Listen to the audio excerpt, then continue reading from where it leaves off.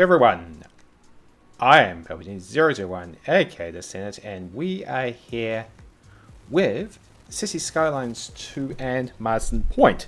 The point of this video being that I am going to do a high-level review of where the game is post all the stuff that came out, such as Bridges and Ports DLC, bikes, supply chains, and skyscrapers, and why Marsden Point and not Monaco Ranges, although we will swing back into getting ready to do Monaco Ranges 7.1 and 7.2, which was the detailing of the port and the inland ports before going to 8.0 and starting to do an example of retrofitting a city for things like cycling infrastructure and urban renewal with everything else. So as you can see, this is Marsden Point. So Marsden Point is used as a test bed because a lot of this content came out in very quick succession. So trying to put it over on an existing city as large as Marsden Point, which is just shy of 200,000, could have been interesting while you were not fully ready. So Marsden Point's been used as a test bed for those bridges, for those ports, for the supply chains, for the skyscrapers, and most of all for those cycle lanes. Although that said, the bridges, the ports was done in Monaco Ranges, and we did get it set up. So when I mean ports here, I mean tying it back into the supply chains DLC, which Marsden Point's been used for again as a test bed, and then we'll use the lessons learnt from that into Monaco Ranges. So we're looking at Monaco Ranges facing north to south, so north, south, east, west, and as you can see, it is a peninsula type development with a natural harbour in here and another one here via a very narrow waterway. Quickly from top to bottom, as you can see, it's the city centre, which I'm just starting to work on now, plus its surrounds. The city was founded in eastern Marsden Bay. You've got the port, Penrose. So as I said, the city was founded in eastern Marsden Bay and Clevedon. Then you've got Marsden Harbour, which is home to the oil, but also things like the recycling, wastewater, and other garbage, as well as the train yard. We push back into Marsden Knoll, which contains, and Clevedon also contains the fish farming. Marsden Knoll, which contains the extraction industries. We've got Marsden Fields, which is the agriculture, although that continues elsewhere. We've got Totara Heights, which is forestry. Marsden Terrace, which includes the small airport.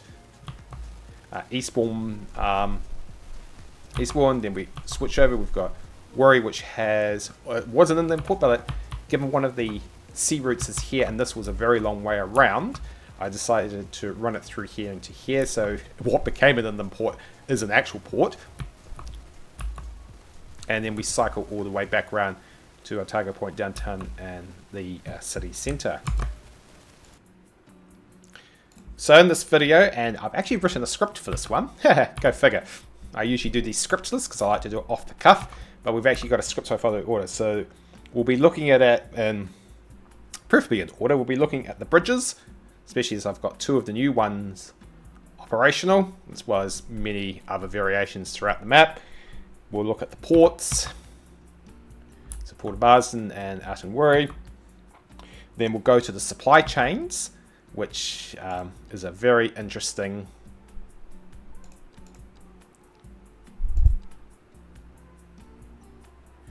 situation where you have to manage your industry a little bit better. So not only are you a planner, you're an economic development guru as well. Then we will take a look at the skyscrapers, which if I was to circle back into the commercial side and hit SK, they're the best ones to see it. Office is another one.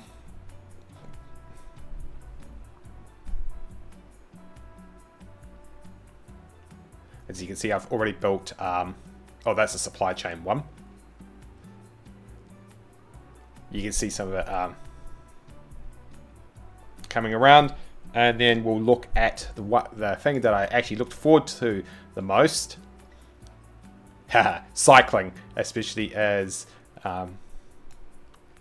how I set up the cycling networks, and it's just like the absolute OP. Ignore that at the moment. It is 5 in the morning, and I'm going to keep the simulator on pause for the moment, and it's to deal with the skyscrapers, because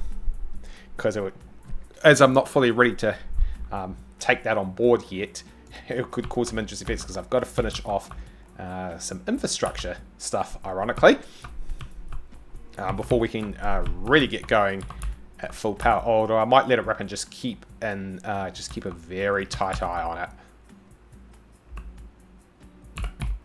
So let's take a look, starting with the bridges, and yeah, as I said, I'll keep the simulator on pause for the moment because I placed this big boy off screen, and how many residents you can get moving into this.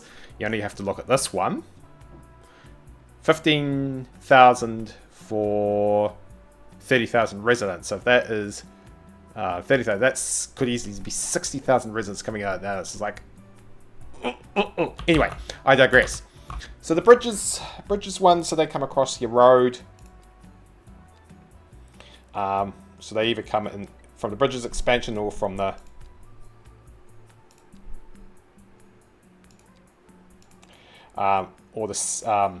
bridges and ports, or a bridge expansion, but which is actually theoretically a mod or a set of assets. But the bridges one is good. I had used them in Marston Point, mainly the double deck ones, not that one because the drawbridges weren't here at the time. The main two I like to have used was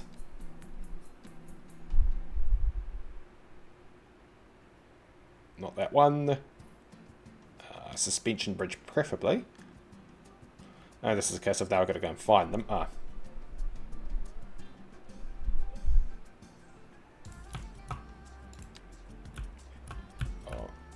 that's...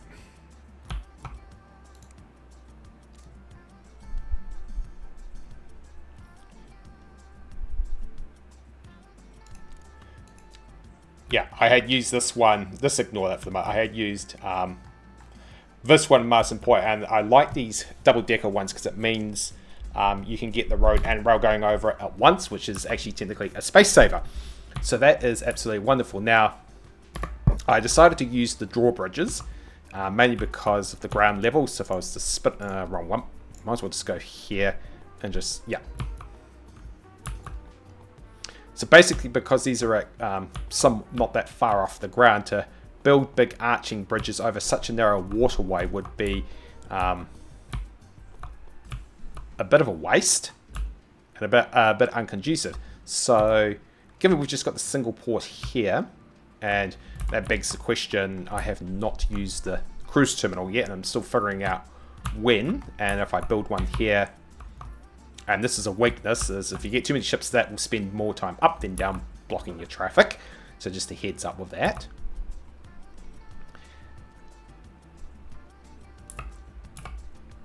It's a case of, yeah, using these, and they were, and as you can see, I'm going to release the simulator because we've got him coming through now. These work very well. Yeah, bridges up, you're just going to watch your traffic, both because I use it for road and rail. But as you can see, they are very nice. They work super efficiently when I don't want big overarching bridges, especially on narrow waterways. And most of all, they function well. That said, when I do the highway here, this will be a big solder. I'll get this boy out. I don't think we're going to be supporting it with... Oh, we could support it with rail again. It just depends if I just bring the rail... No, I won't. This will be probably a separate rail connection, so I could either do this big boy... 25 meters is usually the minimum. In fact, it's still going to actually pack. This is what I mean. This is where the drawbridge is coming, because these are so high up off the ground. Which means... So that's some 37 meter, which means that's a heck of a ramp at each end. Now, don't get me wrong, that looks absolutely wonderful. But it's a case of, whew, that is extremely high off the ground to get your shipping underneath. Now, for those who remember Marsden Point, will remember I've got the Golden Gate Bridge that does, and those are very high off the ground. It's a 6-laner for that one. So I could 40 meters. I could do another Golden Gate Bridge because there's a rail connection that I want to run over. I think I'll be actually using this one. So this is a case of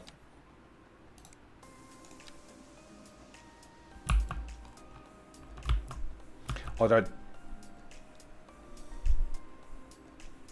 not quite as long. Yeah, I see. I'm going to get that because of the way the arch is.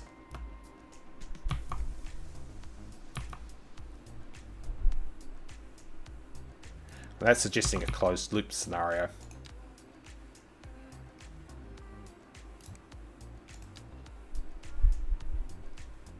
Distance is too short, basically, is what it's telling me.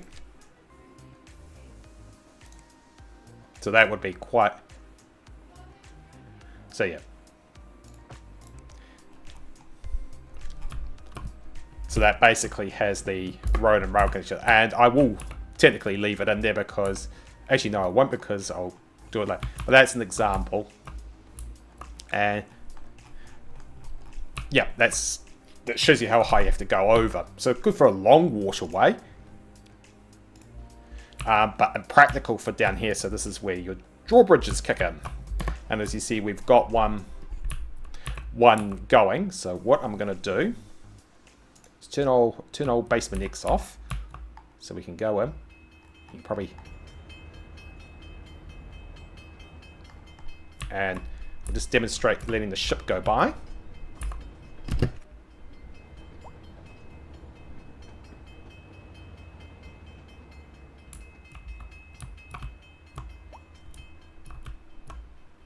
Uh-oh. Don't tell me he's stuck.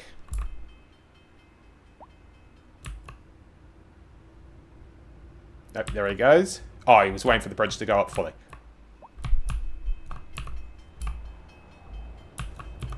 So.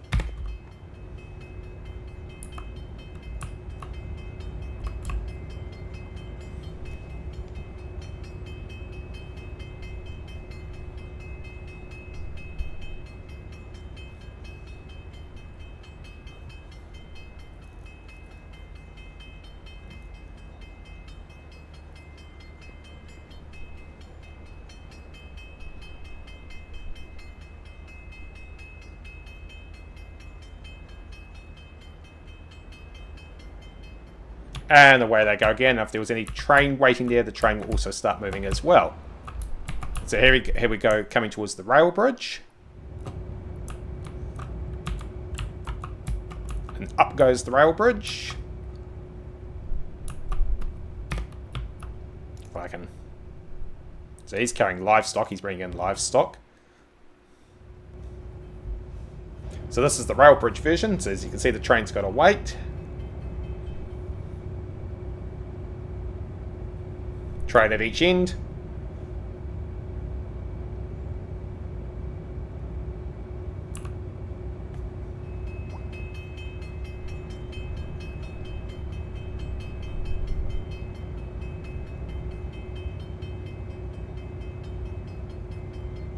And you can see why you don't want too many ships going through at once, otherwise the bridge is going up and down all day long, annoying both the bridge operator, the ship, and whatever traffic road or rail needs to get through. And it goes, and away they go. So for the most part, and here comes the next ship. So that's going to be going up again very shortly. So for the most part, the bridges stuff, absolutely wonderful. Oh, he's going to cut through.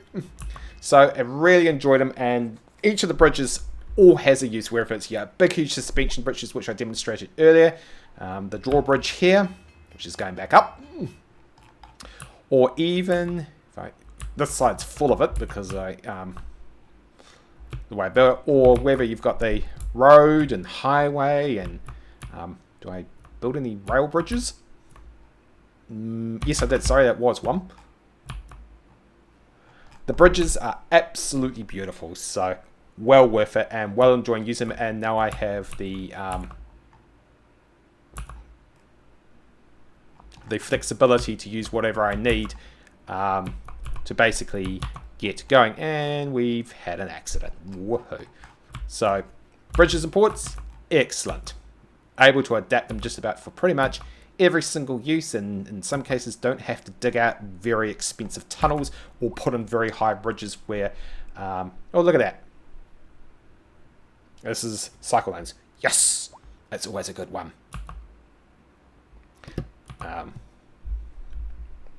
So yeah, well worth it. The bridges one, as I said, got a bridge for every occasion might need them. In some cases it saves doing very high bridges like I just did with that suspension bridge, although it will get built eventually. So you got the drawbridges, and might also save some very expensive tunneling to go under said water as well. Yay! Very happy, very satisfied with the bridges one. Next up is ports, which also includes our inland ports and cargo terminals. I had already established a port and an inland port in Monaco Ranges, so that's particularly fine. And as I said, now with assets now available, and also with detailing, you're able to use props and all that, is we can basically just get into it, and away we go in detailing these all up. As I said, ready to go to make them a bit more lively than what we've got now, which is pretty open. I need to re-enable one of the decals though to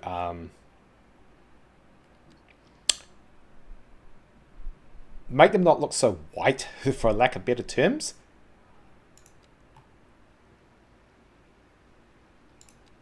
See, we can detail this all up, although they look very small. I'm just wondering if these have been scaled properly.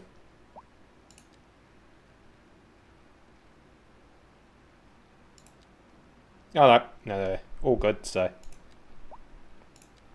I said, so detailing I'll do in Monaco Ranges 7.0. So yeah, the ports is fine.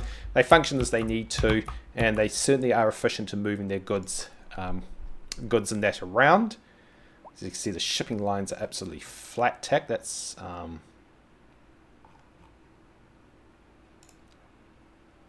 75%. That's a max out. So that's the red one. We're going to need to bring in more shipping, or I just need to step up the industry. It depends what they're bringing in.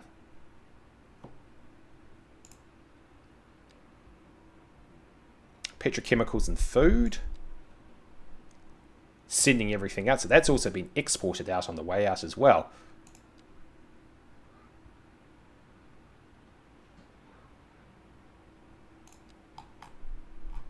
Okay, so we're importing and exporting. So the port's fine. But where they tie in is into the supply chain DLC, which is next. So the supply chain is establishing us, because one of the things that the updates did was you now have to look after your supply chains. And the supply chain leans real heavy into that. So from raw production all the way to the end user good to the offices, offices supporting it. So the supply chain took you out from a land use and a spatial planner, someone like me, and took you into the economic development realm as well. Now, as planners, we can enter that space quite a lot, and I'll put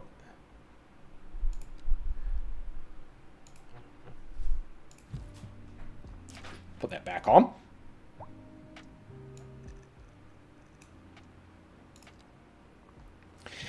Yeah, as I say, we now enter not just land use planning, but we also enter the economic development side as well.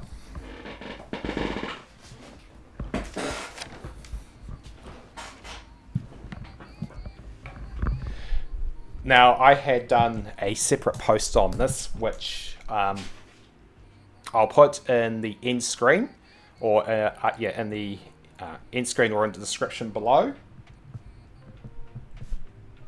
where you can read on how us planners can be a little bit more than what most of us think we do.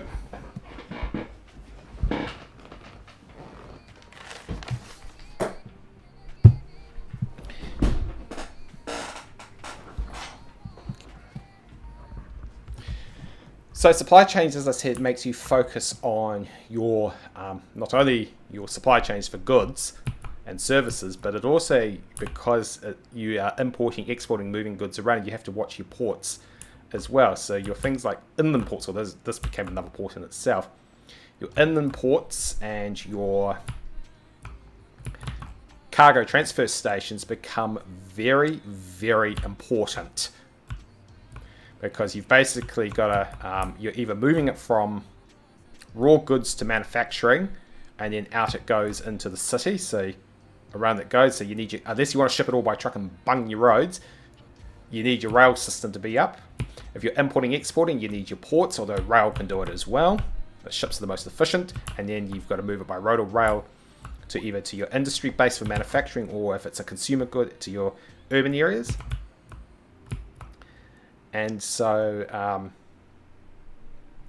your supply chain not only has you thinking about how your transport system is going to fare, but also how, you're going to move from raw goods to finished product to offer support along the way. And that's certainly added a very complex dynamic to the game. Woohoo! Must be rush hour? Yep. And as you can see, we've got some congestion, mainly caused by the bikes, which I will deal with shortly. So, if we go to production, as you see, we've got a slight wood deficit, which means I'm not importing that much at the moment. Most of it is produced in-house. So, nothing for me to worry about yet. Grain, quite a bit of a deficit going. And most of it is actually going to petrochemicals. That actually comes from, if I find it, this boy. Because that is then needed for, ironically, and it's a strange setup, this one.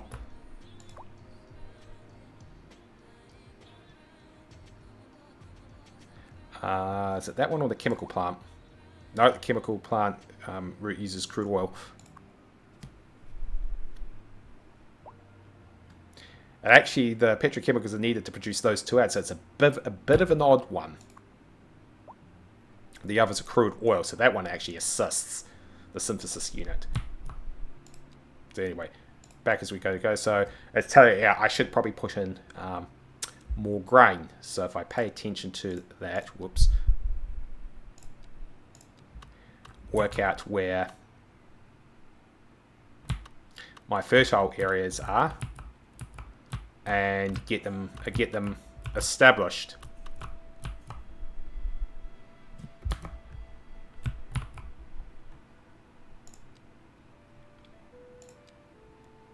Livestock, massive. We've got a we're producing all in house, and we've actually got a slight surplus going, so that's okay. I don't need to panic about that.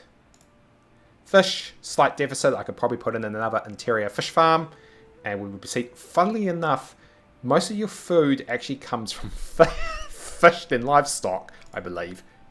Oh, no, it's balancing itself out, but most of the livestock is actually going elsewhere. So that's okay. Vegetables, could do more vegetable farming. Most of it, it's an equal split between food and beverage being alcohol. Cotton, massive surplus on cotton.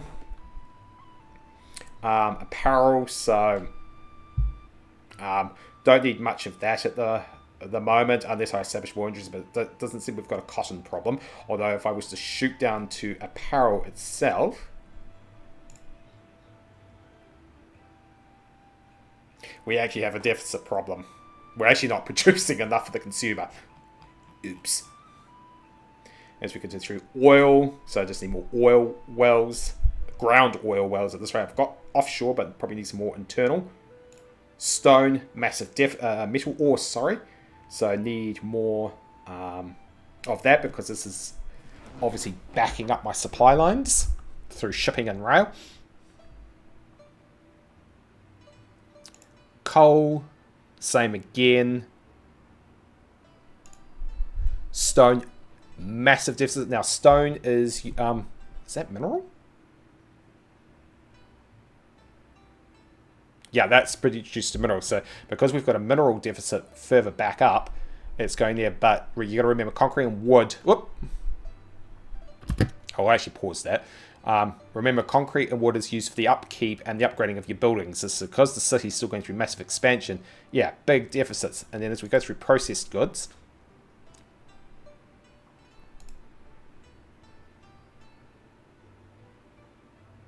okay, which one's that? Steel. We actually are producing surplus steel. Quite a lot. Could also mean I don't have enough industry online as I go further down. Still got mineral shortage, concrete, large concrete shortage, machinery parts. Interesting, we're not using them, probably because I don't have the vehicle factory going.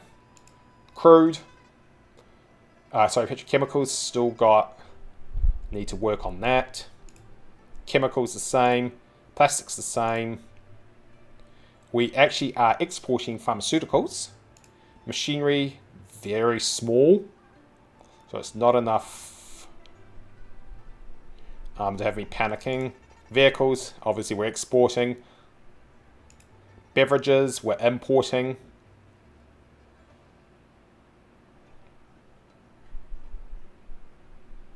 So my industry is actually still in convenience. Food, that was always a problem. Food, so we're importing food, although we are producing a lot. So textiles, wood is a big problem at the moment, and that is probably telling me, if I swung back up to wood, it means we don't have enough industrial capacity to put it through. Paper, furniture, obviously another problem, and then you've got your material goods such as software. That's because I don't have enough offices.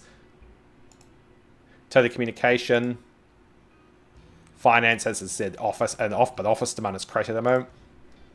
I think that's still a bug. The lodging one, meals, entertainment, and recreation. So those are the things I've all got to watch. So basically my industry, and it could be that it could be overpowered at the moment, or this map is too small. Got to still work quite a lot on my industry to get it to power. Now, of course, this is going to be, this will be people moving up. Yeah.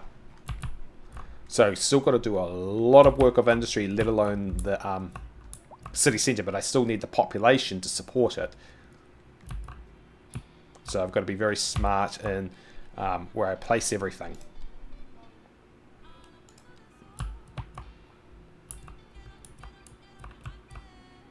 Oh, yeah.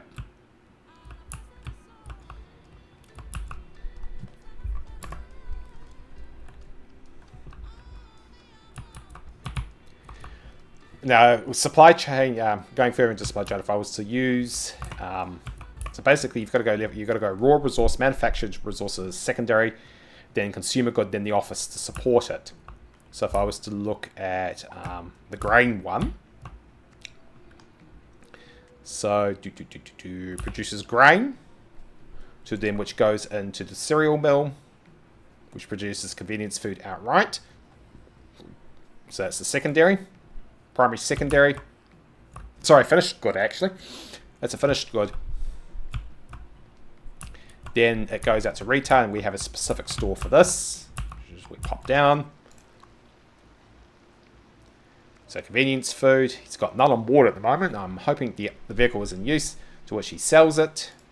And then I think, do you have a support? Yes, the television studio. And then you have the office support, which acts as your admin and marketing. And the television studio is all the way over here. Now, why are you saying television studio? Got to market the kids the cereal products somehow. Another one to look at would be beverage. So let's find vegetables. Vegetables, so there's your raw good. To which then it goes to the bottling plant. So beverages, to which then it goes to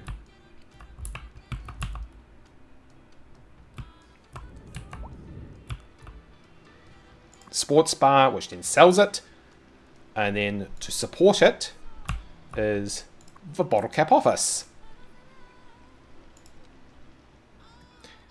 So there you get, that's another example. If you want to look at hard,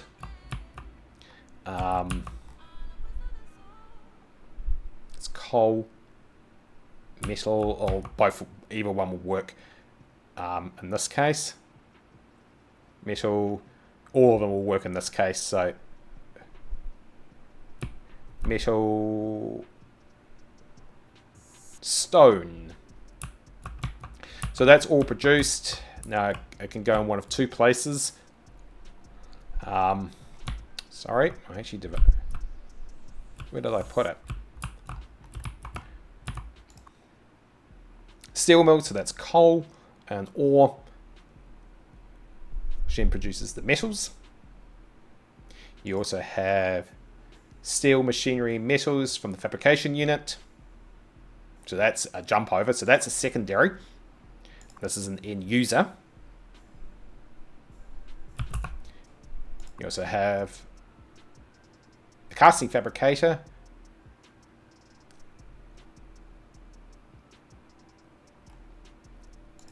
And you have the blast furnace. So you've got a case of there's the raw resources. There's the secondary plant, and here's the end user plant. So you've actually got in the industrial process, there's actually two steps between raw and end user, and the end. Let's get this right. The end consumer product, rather than just go straight grain, cereal, bakery. You've got the mines, the steel plant. So there's the secondary, the fabrication plant, which is produces the end user, and then out it goes. And then if you're looking for the support buildings, let's see if I can just.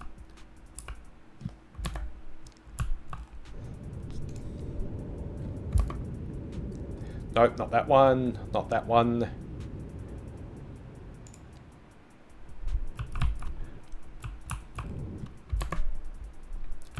Strip mine office, ha ha ha, hardy ha ha.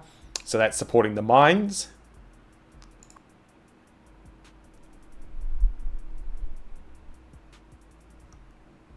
I mean, I don't believe that was a supply chain one. Let me just shoot back. The easiest way to do is go supply chain. Bottle cap office. Oh, steel building, which is all the way back over in the city centre. Yeah, you lot are all going to have sookies as everyone's moving in, I believe.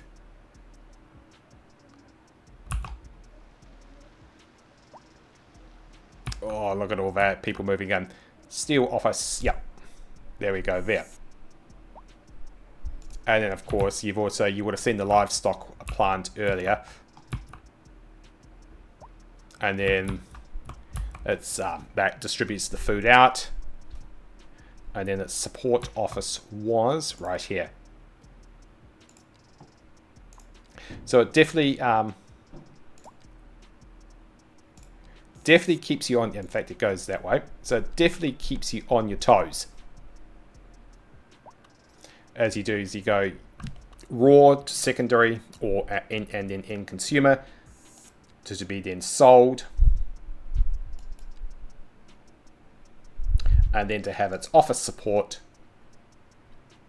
to make sure it's all functioning properly. In fact, let's go and plop him down.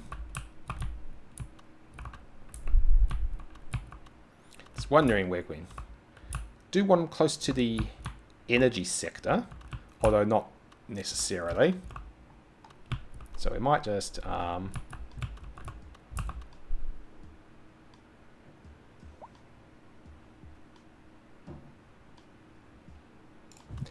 plop him there, and he won't have an add-on. There we go, energy lobbying office. Yep, because reasons.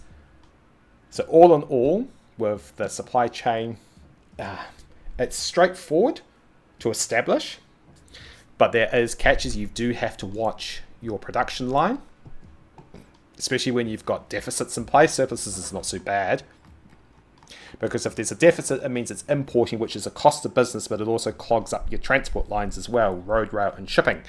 So with things like this, although that's in the tonnage range, it's not in the kiloton range, you'll want to try and get on these, top of these as much as possible. So that it is quite intricate, the supply chain, to making sure it is effective and working well. Well worth it, most certainly, because it reminds me of the Industries DLC back in City Skylines 1.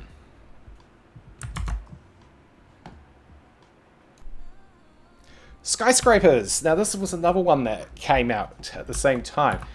The premise of the Skyscrapers is these big, massive, stunning buildings that are the pinnacle of your city. Well, that is certainly the case in more ways than one. So if we go to Skyscrapers, you have a multiple range from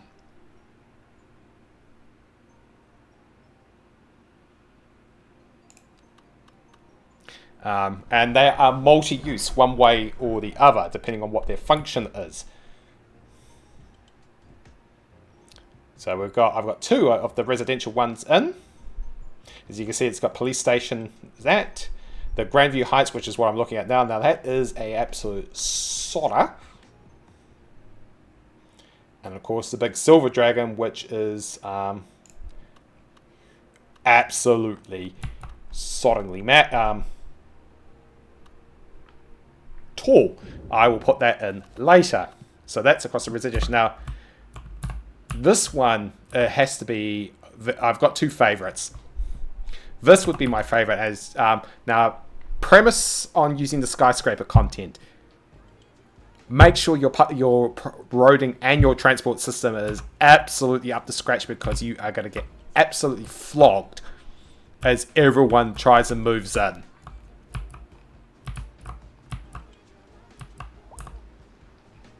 Okay, especially this big boy. Look at this, look at this, look at this. 35,000 residents over 30... Well, we've only got 16, we're not even there. So this is going to hold 70,000 residents extremely easy. So these are big sodders. So you've just got to be very careful on how you do these. You've got to make sure everything is up to scratch. They do come... they can be a bit bugged. And I'll get into that in just a minute. So that's off the residential side. The mixed use side, if I go to Skyscrapers, you've got Emerald Towers, which is what I'm looking at now. So elementary school. Sorry. Emerald Towers is actually next to the other one. It's actually over here. It's actually the smaller one of the two. No, that's the Westmont Tower. Oh, where did I put it? Oh, here. So see, most of these buildings come with some extensions to them.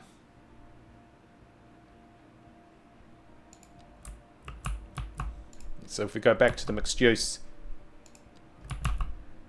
I haven't built this one yet. Got this one. This is another big one, and that's with a district with that's another big boy. So here she is here, and she's got 15. Well, she's only got 5,000, so she's still got people moving. And as you can see, the skyscrapers will depress your demand. So they will accommodate a lot of your growth in your city pretty quick. So the only thing you have to watch for is your low density demand. Remembering the way they've done the game is high densities for the poor's trademark and the low densities for the rich, which is some pretty old planning terms which we've long gotten rid of now. Because white flight no longer, technically doesn't exist anymore, as people actually return to the downtowns because of proximity, rather than the other way around. But if we look at the wealth, yeah, comfortable. So your middle class, well and truly here, and all your snot faces have gone there, mainly because the hospital's there. It's like, oh, down we go.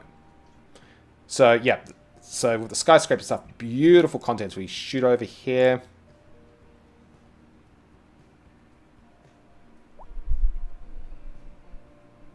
Might build him shortly.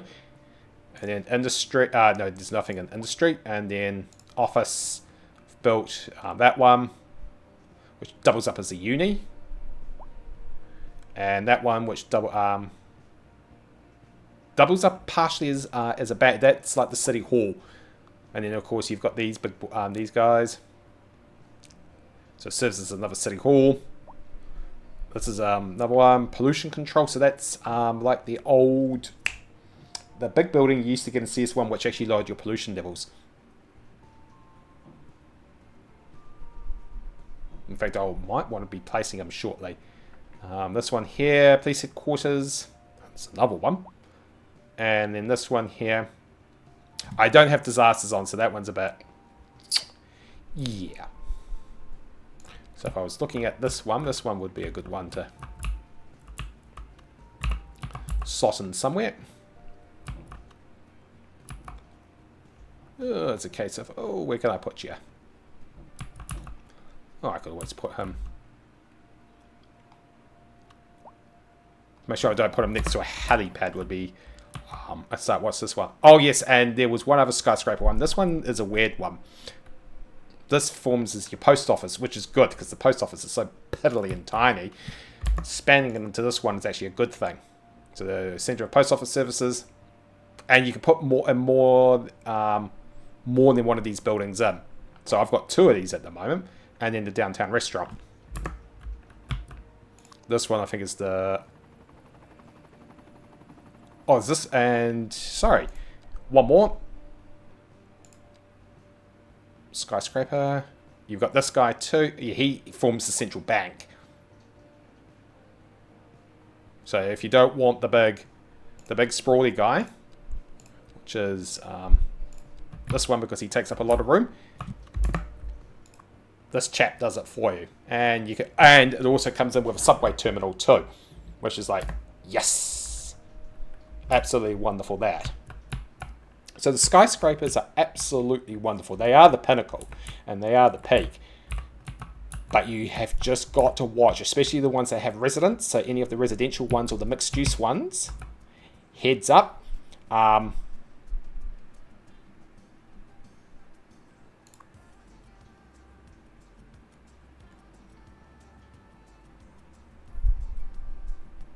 and yeah, they are wonderful to have.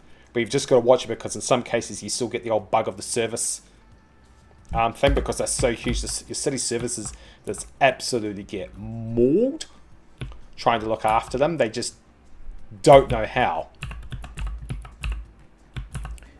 And what is this guy doing?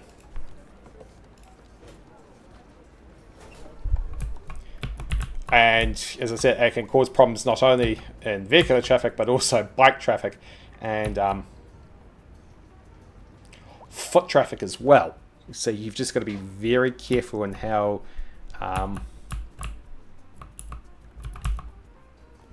you handle these skyscrapers. Beautiful additions, but of course, excuse me, with such density can also come with such problems.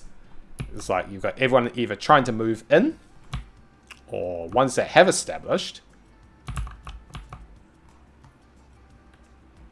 and that just gets me begging to check.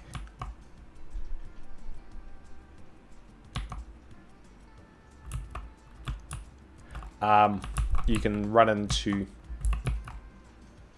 and I'll cover the bikes in a minute. run into all sorts of congestion problems you weren't anticipating, which creates all sorts of merry chaos and other things wonderful.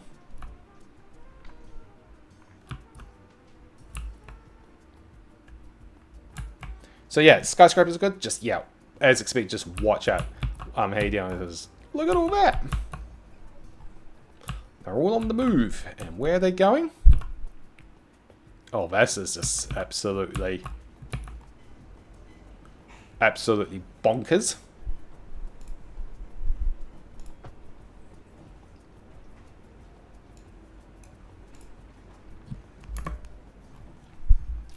Probably, and it's also probably telling me I should get my transit going as well. So yeah, Skyscraper's good, but just a heads up, they can cause quite a bit of issue if you're not careful.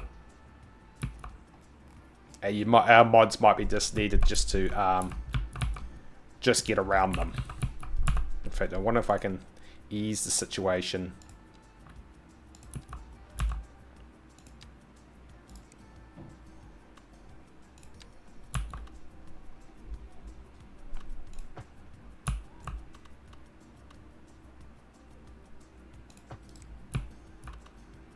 Don't need a bike way because they should be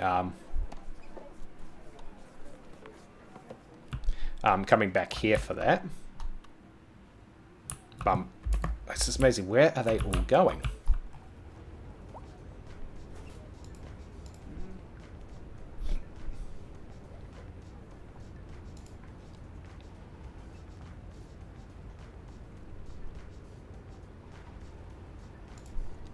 It's probably telling me I need to actually hurry up and look at them all pouring out. I need to probably hurry up and get my tram system working sooner rather than expected, because that's yeah, because they're all walking, which creates issues. But that leads me to my next point, final review, and that is with cycling. Cycling was the OP, just like roundabouts in Cities Skylines 1. So when it was missing in Cities Skylines 2, it was like, bugger. So to have cycling finally return in CS2, sorry, was an absolute godsend. And of course, the way you do cycling is you can have it as bike lanes, which you can see here. You can have them as separated pathways, which you would have just seen earlier. So the two flavors. My most favorite one, especially in high density areas, or in any area, is the shared paths. So they share because pedestrians can't use bike lanes, bikes can't use pedestrian paths. Same CS1. So this little beauty, which was a mod in CS1, but it's an actual part of the core game in CS2, is an absolute wonder. And then of course you've just got the bike lanes themselves, bikeways themselves, and the easiest way to do it is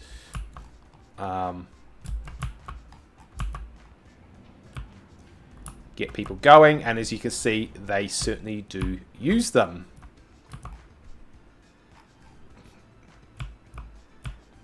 So those are your ways to get around. Of course, if you don't have bike lanes, they will use the carriageway, which is not necessarily a good thing, because they will form congestion points, as you can see here. And yes, you do have scooters as well. Then on top of that, you have their end of trip facilities, which is all things bike parking. By the way, some transit stations like the ferry terminal has bike parking. And so does the subway, one of the subway stations. The smaller subway station does actually. The bus stop also does as well. But otherwise you are reliant on some assets, and we'll have them, not many at the moment. So you will be reliant on them. You'll be reliant on your public assets, which range from your bike shelters all the way up to your parking, bicycle halls, which I believe I've got. Well, that's a bike park. See if I can find one.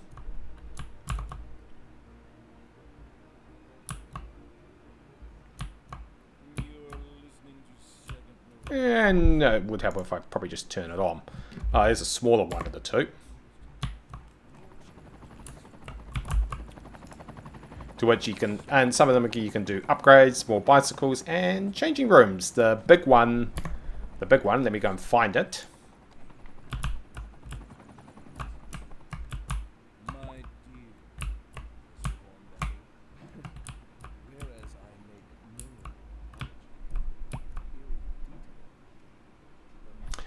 As you can tell, my parking is running out of capacity real quick. So, oh, here's an example of a bike shelter. Oh no, just standard racks. Just trying to find the big one. There it is. 330, so quite a lot. And that one comes with rear entrance, bicycle, and changing rooms, which also includes bike maintenance. And if I was to turn, you can hear the trains. Turn that around, so you can see changing rooms. Oh, that's not going to show up. And maintenance, so you can even get your bike repaired. But the cycling does absolute wonders for the does absolute wonders getting people moving and such.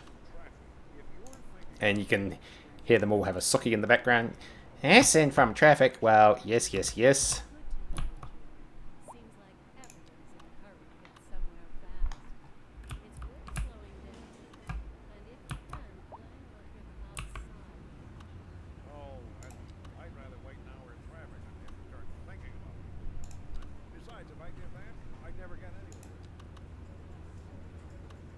Oh, is that on there?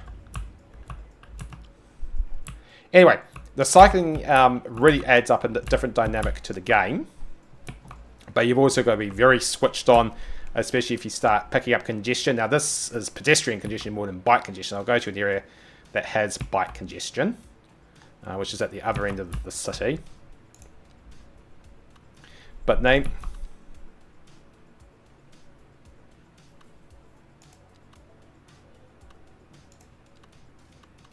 Ooh.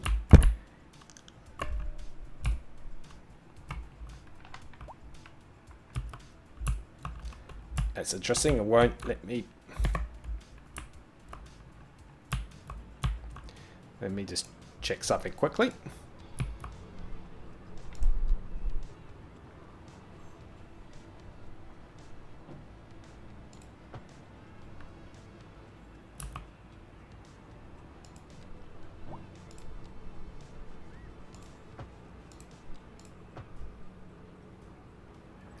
As you can see, the scooters and all that are coming through. You can ban them off, and there are policies as well, which I'll get to in a minute.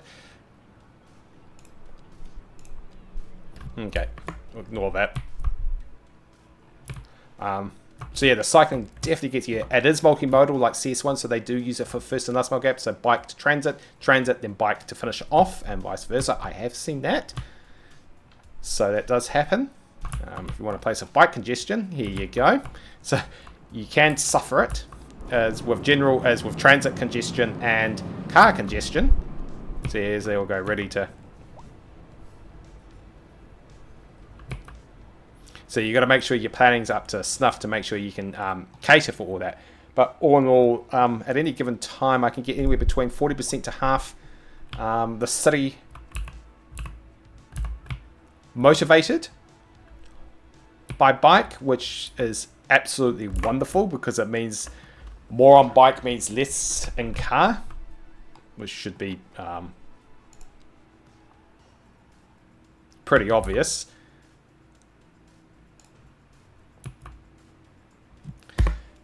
But it was a much welcome addition needed to the game, and as you can see, they utilize it very, very, very well.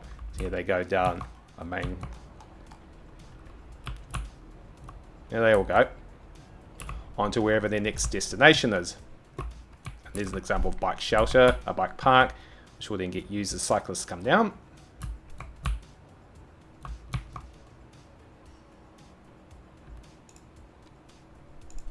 And if I ever just need to put in a bus stop, I just switch these out to the appropriate bus stop one.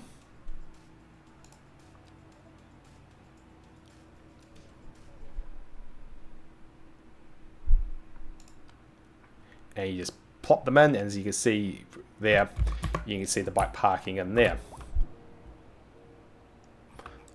And if you wanted to see an example of that being used,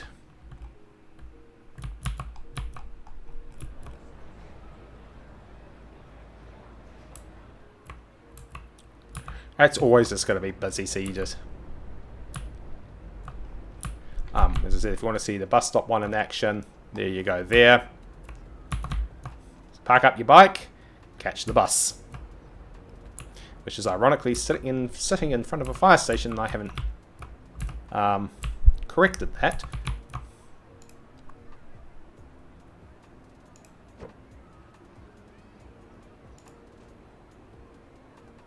Let's make sure that's, yeah. So those are the cycle lanes. And if you don't want them using the road, you can put in the bands to get them off the carriageway. You also have the policies in place. And I'll go to the downtown one because that one is currently enabled. You could, although this one is encouraged right across the city. Sorry.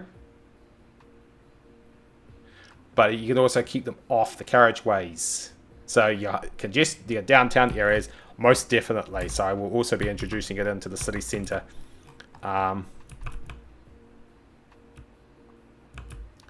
To the city centre sooner rather than later. Gee, this one.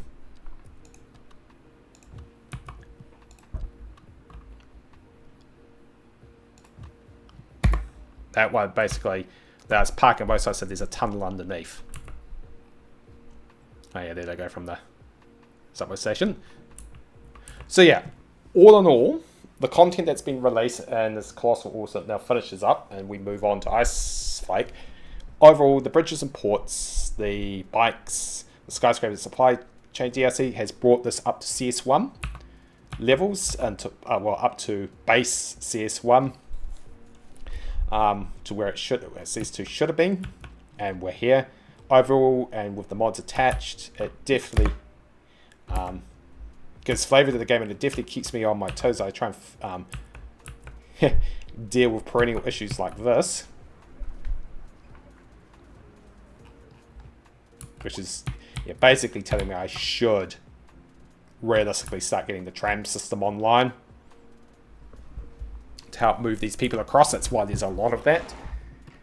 But it has brought the game enjoyable, and with the mods attached, yeah, there's definitely another year of CS2 to go. Would I recommend getting them? Wait till they come on sale, and definitely so. But yeah, Marsden Point's being used as the test bed. Oh, you've also got ferries, which I haven't covered, just like ferries in CS1. So that's all sweet. Yep, definitely keeps you on your toes in that. It gives new dynamic, especially the supply chain and Skyscrapers. The bike lanes finally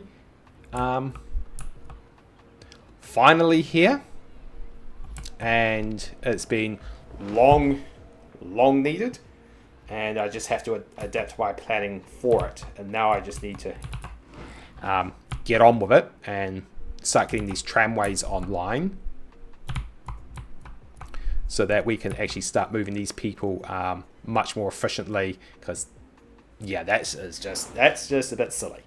But as I said, the reason why that is happening is because the trams, the trams are just simply not online yet. So that's going to be next up. I'm Palpatine001, aka the Senate, and this has been a bit of a deep, well, it's still a high level review, but also a deep dive into Cities Skylines 2 with the latest stuff. What it might bring into the future is a case of we shall see.